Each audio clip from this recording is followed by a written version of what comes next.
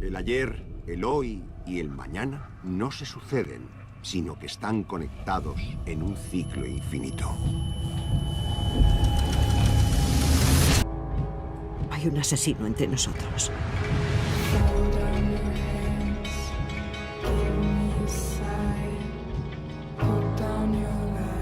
En ellos no solo el pasado influye al futuro, sino que el futuro también actúa sobre el pasado. Tic-tac, tic-tac. Dark es la primera serie alemana producida por la plataforma de Netflix, con los creadores de Baran-bo Odar y Janse Friese. Esta serie que se hizo muy popular, muy conocido y que yo la considero una de las mejores, por no decir en el top de 3 mejores series que tiene la plataforma de Netflix justamente. Y es que tanto su reparto coral, que es bastante amplio, como su historia, que es bastante compleja, lo hace muy llamativo. El reparto, que ya bien dije es coral, lo lideran Luis Hoffman, Lisa Vicari, Maja Schochner, Oliver Masucci, Andreas Priestman, Julika Jenkins y Mark Waschek. Perdón si pronuncio mal algún apellido o nombre en alemán, pero no es un idioma que yo domine con facilidad. ¿De qué va esta historia? Tan atractivo, tan atrapante. Resulta que en un pueblo pequeño de Winden, Alemania, desaparece un adolescente de 15 años llamado Mikkel. Cuando la policía y familiares y amigos de Mikkel comienzan a investigar y averiguar qué fue lo que sucedió, se dan cuenta de que en la cueva en la que desapareció Mikkel se esconde un gran secreto y un gran misterio. Se puede viajar en el tiempo, en un respectivo ciclo de 33 años, es decir, 33 años en el pasado o 33 años en el futuro. Es acá donde la serie comienza a tornarse cada vez más misteriosa, pero a su vez cada vez más complejo y llamativo. Bien, para contar esta historia voy a ser lo más breve y lo más conciso y también lo más resumido posible. Para aquellos que la vieron lo van a entender, y para aquellos que no la vieron, de alguna forma no les voy a estar spoileando o adelantando demasiado el drama o los giros de esta drama, porque va a haber muchos giros justamente a medida que se va desarrollando, desenvolviendo lo que vamos a ir viendo, ¿no? Voy a empezar por lo siguiente, de modo introductorio. Tannhaus es un relojero y tiene la firme creencia de que se puede viajar en el tiempo. Tiene un hijo y va a discutir con este hijo suyo. En este desencuentro, el hijo, junto con su novia y su bebé recién nacida, van a salir en el coche, van a estar conduciendo y justo va a estar lloviendo. En esa noche van a tener un accidente en la que terminen muriendo.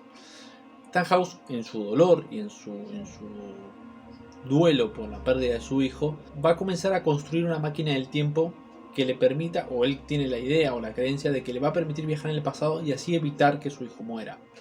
Esto va a producir una especie de gusano en el tiempo, un agujero negro, en la que se va a crear desde una realidad o universo, digamos, va a crear dos realidades paralelas, ¿sí? Por lo tanto vamos a estar hablando de 3 realidades, pero esto se va a entender más al final, que lo voy a explicar paso a paso. Para comprender bien esta historia hay que entender que todo va a girar en torno a 4 familias: en los Tiedemann, en los Doppler, en los Nielsen y los Kahnwald. Voy a nombrar algunos personajes, no todos, porque de esa manera no me voy a marear y porque voy a tratar de hacer esto lo más sencillamente posible. Jonas va a ser el protagonista, Marta va a ser la coprotagonista, Ulrich va a ser el policía que va a estar investigando estos casos, Mikkel va a ser el niño que va a desaparecer y Noah va a ser como el villano de la primera temporada. Esta historia cuenta con 3 temporadas, aclaro. Desaparece Mikkel de forma misteriosa. Nadie sabe qué fue lo que pasó. Ya ha habido antecedentes en el pueblo Winden de que haya niños desaparecidos. Sucedió en 1986.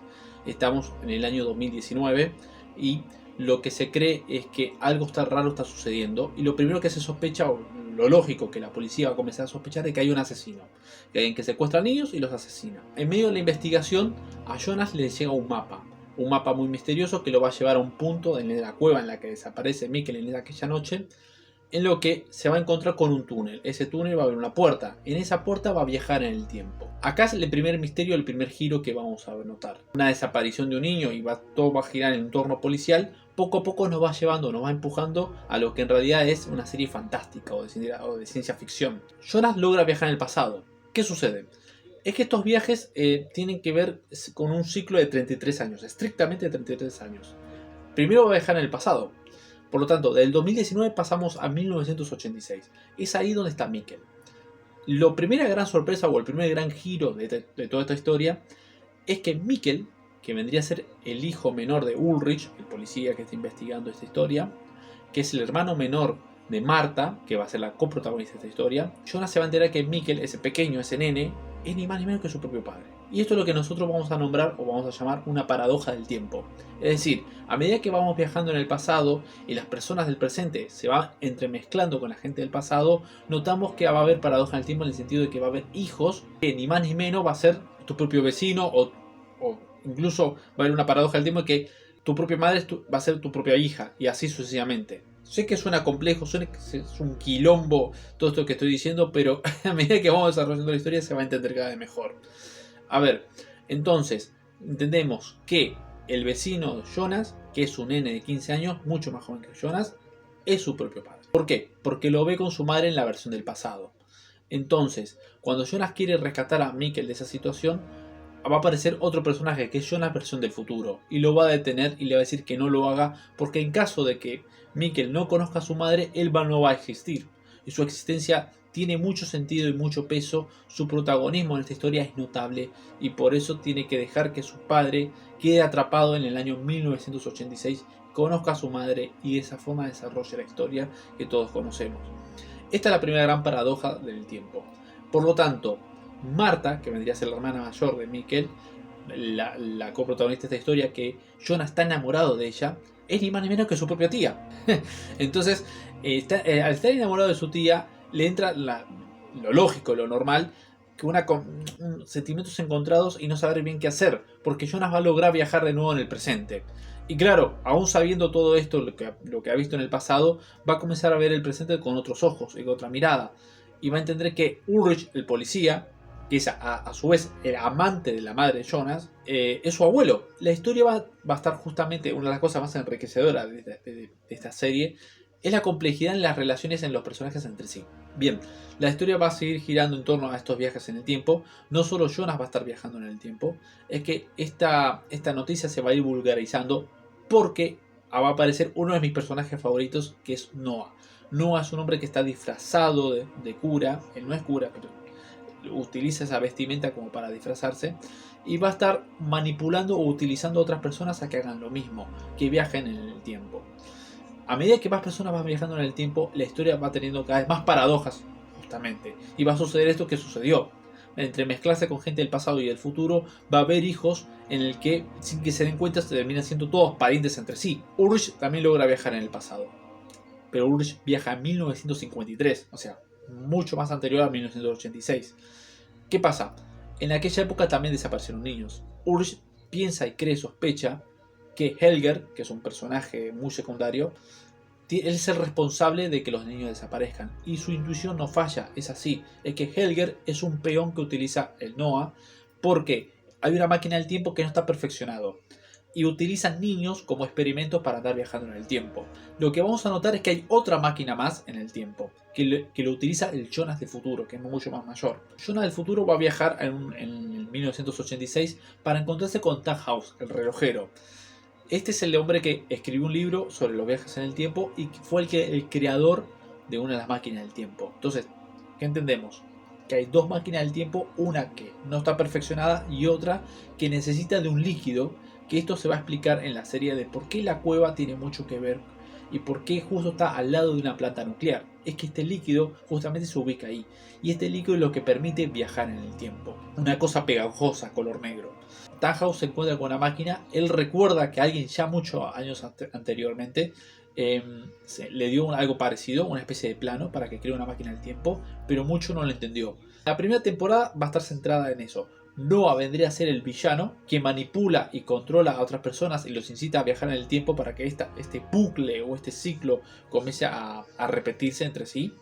Y las personas que van a estar involucradas en esta historia justamente no se van a dar cuenta de lo que está sucediendo. De hecho, toda la primera temporada hay muchos que ignoran esta paradoja o estos viajes en el tiempo. Ulrich va a quedar atrapado en 1953, lo toman por loco, intentó asesinar a Helger, el pequeño. Él termina preso y por lo tanto lo que primero que vamos a entender es que se puede quedar atrapado en el tiempo una persona. En el año 1986 Mikkel va a quedar atrapado justamente en esa época y es ahí donde, a partir de ahí, donde desarrolla su vida conociendo a lo que vendría a ser a la madre de Jonas. Y Jonas es el único personaje que va a estar constantemente viajando en 1986 y en el 2019. La historia va a estar centrada, en la primera temporada va a estar centrada en eso, pero va a terminar con que Jonas va a lograr viajar en un futuro, que es en 2052, si mal no recuerdo, sí, 2052. Sigue sin estar claro qué desencadenó los acontecimientos en Winden. Tal vez podríamos salvarlos. ¡Quédate! A todos.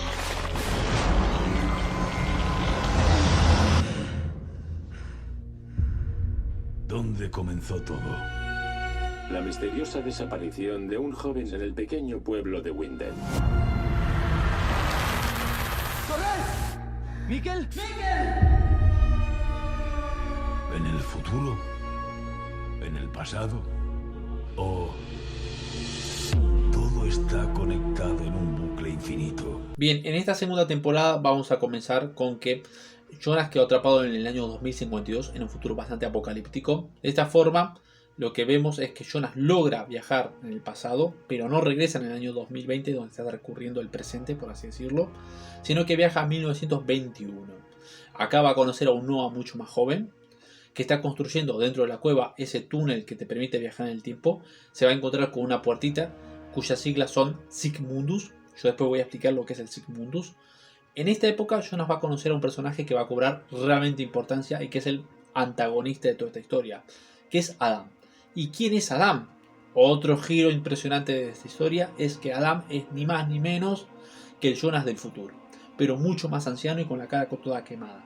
De tanto viajar en el tiempo se le quemó la cara. Adam, que cambia su nombre, y esto tiene un simbolismo que también voy a explicar más adelante, le explica la razón de ser de todo.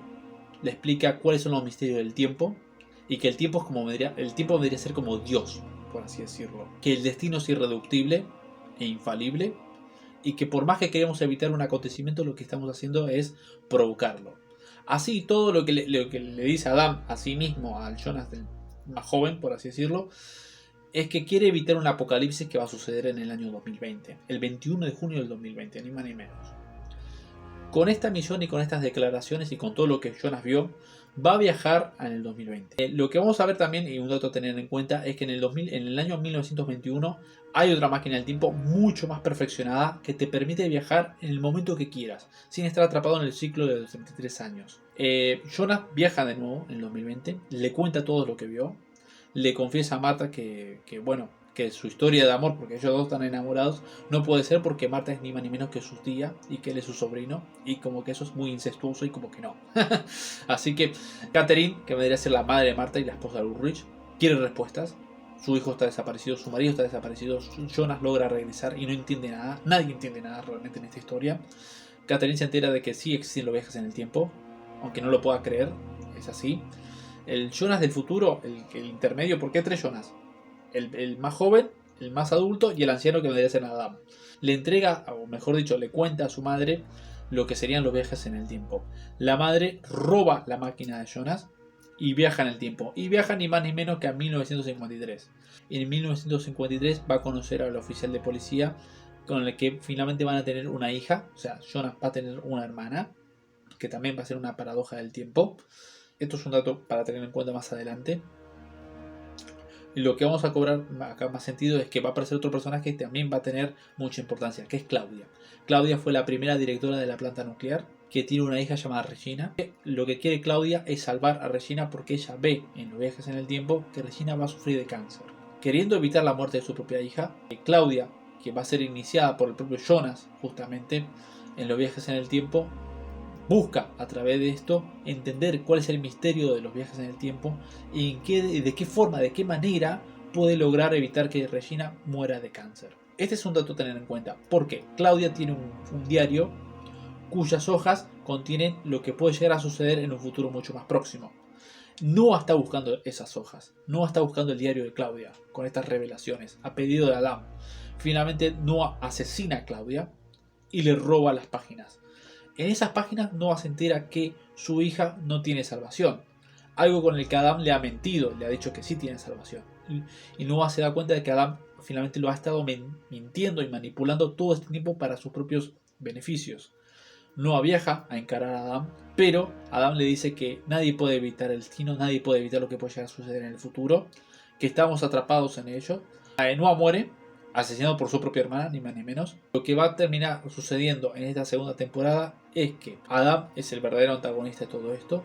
Quiere evitar un apocalipsis que finalmente no lo termina evitando, al final lo termina provocando, y lo que termina sucediendo es que la segunda temporada va a terminar con un apocalipsis y con una Marta que muere en mano de Adam, ni más ni menos. Esto produce un gran dolor en Jonas, y acá lo que va a cobrar mucha importancia en esta serie son las motivaciones de los personajes. Queriendo evitar algo, en realidad lo que terminan haciendo es provocándolo. Pero aparece algo que va a terminar dando pie a un misterio más grande aún en la tercera temporada. La segunda temporada, en el último capítulo, termina con que aparece Marta. Murió, pero no es Marta, la Marta que murió. Es otra Marta, de otra versión, de otro mundo, de otro universo paralelo. Sí, es un quilombo todo esto, pero es así. Aparece esta Marta con otra máquina, que es una bolita, digamos, tiene otra forma. Le dice que es una Marta de otro mundo y que en su mundo Jonas no existe, Adam no existe. Y que en ese mundo es parecido al mundo de Jonas, pero todo a la inversa. Es así como termina esta segunda temporada.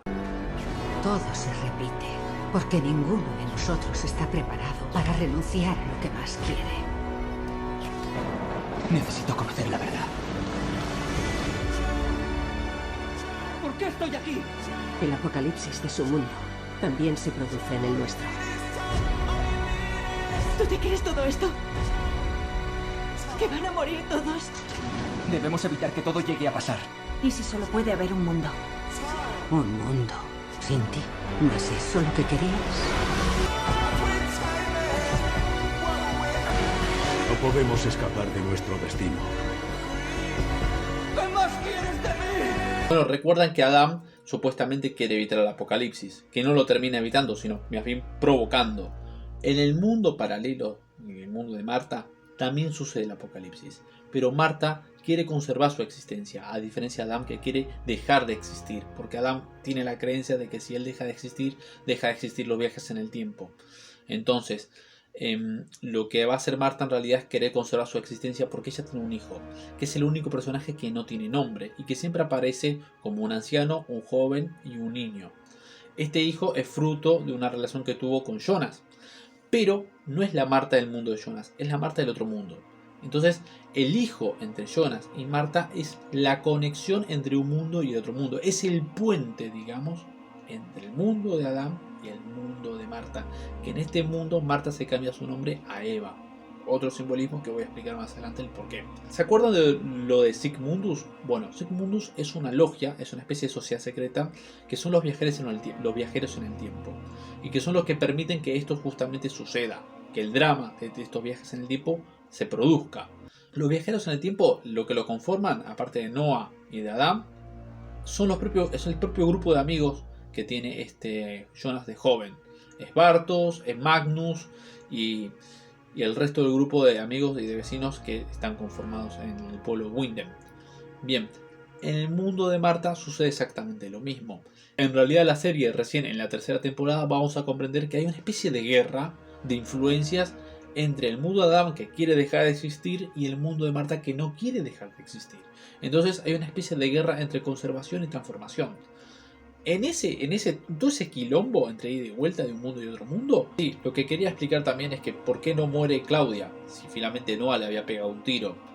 Es que Claudia logra sobrevivir porque viaja al otro mundo. Entonces una versión de ella, que quedó refugiada en el otro mundo, en el mundo de Marta, sobrevive. Por lo tanto, Claudia evita así su propia muerte, rompiendo un ciclo que Adán creía que estaba sucediendo. Entonces vemos acá que en realidad Claudia le lleva la ventaja a Adán. Tiene un paso más hacia adelante. Su información y su conocimiento sobre los viajes en el tiempo es mucho más profundo y comprendió mejor cuáles son los misterios de todo esto.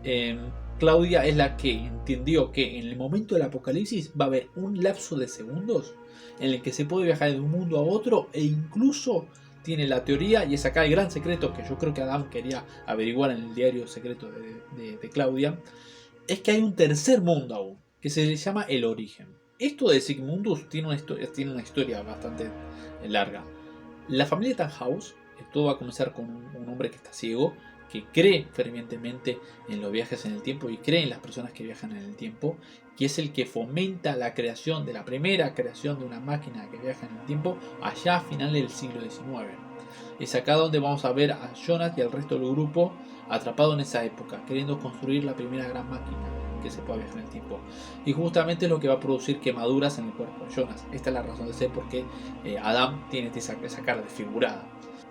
Como todo el mundo ignora el origen, como todo el mundo ignora, incluso tanto Marta como Adam, cuál es el origen de todo este sinsentido. Adam cree que si matando a Marta, estando embarazada, deja de existir. Finalmente no es lo que termina sucediendo.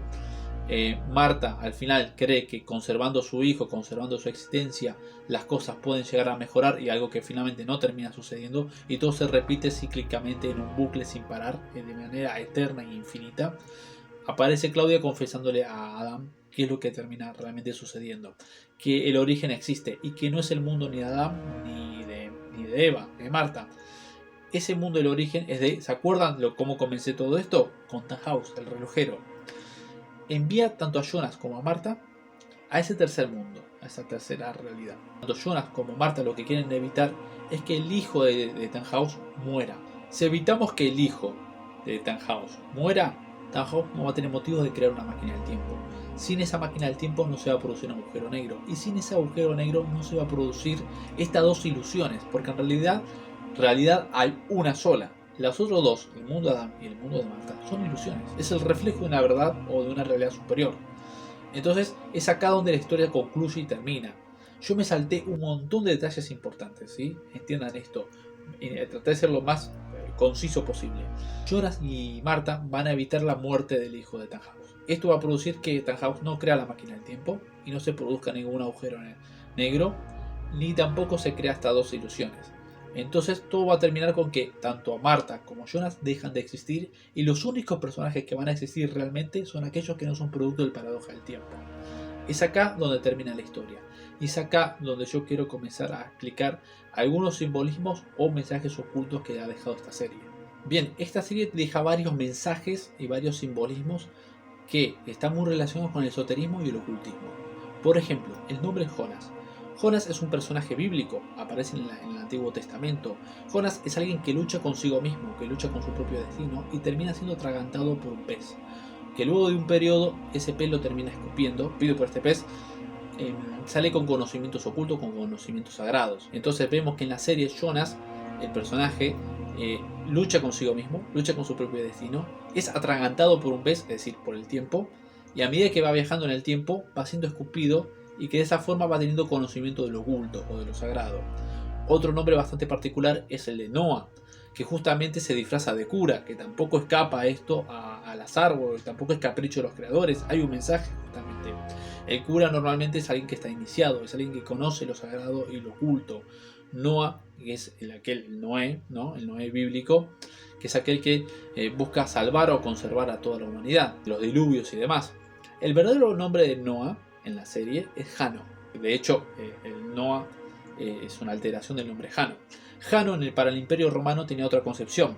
Jano es aquel que tiene conocimiento de lo oculto y de lo terrenal. Por eso siempre se lo simboliza con las dos caras mirando para una dirección y para la otra dirección. Es aquel que está tanto de un mundo como del otro, tanto del mundo superior como del mundo inferior, el mundo espiritual y el mundo terrenal. Eva tampoco se escapa de todo esto. Es normal que pongan a Eva porque es la compañía de Adán. Es la esencia masculina y la esencia femenina que se complementan entre sí, que se entrelazan entre sí y que juntos en la unión dan lugar a una tercera creación. Es por eso que decimos que el ser humano es un ser tripartito: espíritu, alma y cuerpo. Entonces hay mucha connotación esotérica en esta serie. El hecho de que haya sociedades secretas con conocimientos ocultos, como el caso de Sigmundus, es realmente así. Muchas logias masónicas o incluso sociedades que están relacionadas con el Vaticano tienen conocimientos esotéricos y conocimiento de la naturaleza, o las leyes ocultas de la naturaleza, por así decirlo. El hecho de que haya un apocalipsis en el 21 de junio en la serie no se escapa tampoco al azar. La fecha 21 de junio tiene que ver con el solsticio de verano en Europa y el solsticio de invierno acá en Sudamérica. Tanto los solsticios como los equinoccios son momentos en el que una gran... ¿Cómo explicarlo sencillamente? Es como que la energía en aquellos días, entre el 21 y el 23 del mes de marzo, junio, septiembre y diciembre, se van a producir energías muy importantes para los rituales de alta magia, ¿sí? Son momentos propicios porque se abren portales y canales de comunicación con el mundo oculto o el mundo divino. Esto la serie, si bien no lo dice, pero claramente la fecha no es una fecha que me han puesto al azar, justo el 21 de junio. Es una serie bastante profunda, con muchos metamensajes, que si uno no tiene conocimiento de estas cosas, no le termina de sacar todo el jugo. Es el video más largo que estoy haciendo, pido disculpas por eso, pero la historia lo ameritaba. Quiero dejarles un mensaje muy grande a mi amiga Carla y a mi amiga Lari, que se suscribieron al canal y que están siguiendo el canal. Darles las gracias por eso. Al resto, pedirles por favor que lo compartan, que lo difundan, que me dejes en los comentarios si viste la serie o pensás verla y que te suscribas. Desde ya, muchas gracias por ver hasta el final.